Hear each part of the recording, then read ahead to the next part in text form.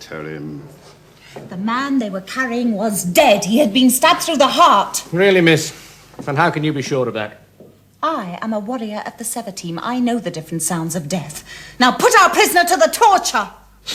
Well, that don't take the biscuit. Torture, eh? And a poor perisher who was chewed by a giant rat, having been stabbed by a midget.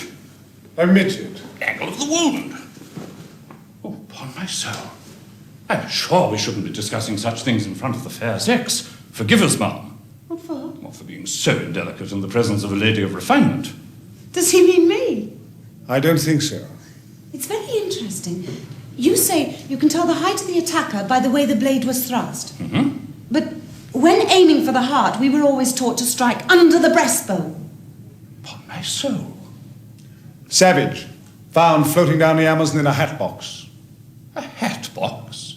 Professor! Ah, let's see what we have here. Mrs. Hudson always leaves me a cold collation. Ham, roast beef, chicken, tongue.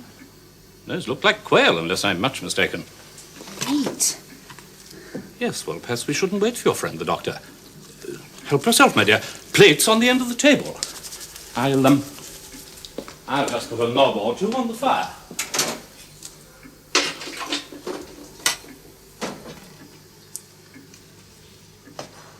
It's good. Oh. I'm so glad. Is something wrong? No.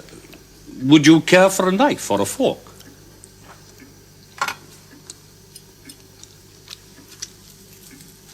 It's a good knife. Aren't you going to eat? Yes.